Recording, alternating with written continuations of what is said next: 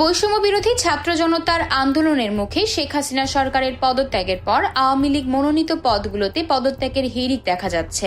অনেকে স্বেচ্ছায় পদত্যাগ করলেও কেউ কেউ বাধ্য হয়ে পদত্যাগ করছেন। এবার পদত্যাগ করলেন ঢাকা ওয়াসার ব্যবস্থাপনা পরিচালক তাকসিমে খান।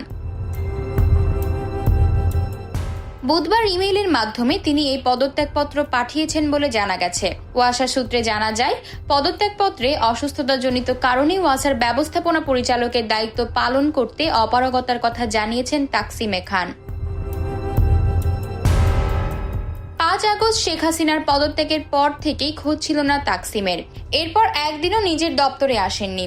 তিনি দেশে আছেন নাকি বিদেশে চলে গেছেন সেটিও নিশ্চিতভাবে জানা যায়নি। তাকসিমে খান, তার স্ত্রী ও সন্তানেরা যুক্তরাষ্ট্রের নাগরিক। ক্ষমতার পট পরিবর্তনের কারণে শেখ হাসিনা সরকারের আস্থাভাজন তাকসিমে খান যুক্তরাষ্ট্রে চলে যেতে পারেন বলে আলোচনা রয়েছে।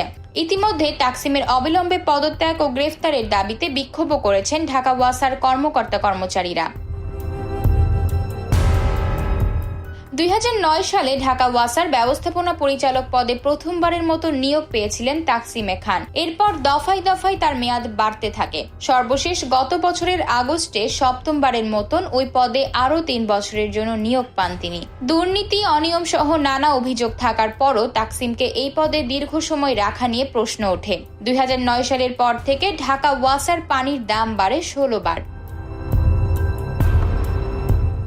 গত ১৫ বছরে ঢাকা ওয়াসায় একচ্ছত্র ক্ষমতার অধিকারী ছিলেন তাকসিমে খান। ওয়াসার আইন অনুযায়ী ঢাকা ওয়াসা পরিচালিত হওয়ার কথা বোর্ডের সিদ্ধান্ত অনুযায়ী। তবে অনেক ক্ষেত্রেই বোর্ডকে পাশ কাটিয়ে ঢাকা ওয়াসাকে পরিচালনা করেছেন তাকসিম। এ নিয়ে বোর্ডের চেয়ারম্যানের সঙ্গে দ্বন্দ্বের ঘটনাও ঘটে। এতে তাকসিমের কিছুই হয়নি, বরং তার অনিয়ম, অপচয় ও দুর্নীতির বিরুদ্ধে মন্ত্রণালয়ে অভিযোগ দেওয়ায় সরে যেতে হয় সংস্থাটির সাবেক চেয়ারম্যান গোলাম মোস্তফাকে।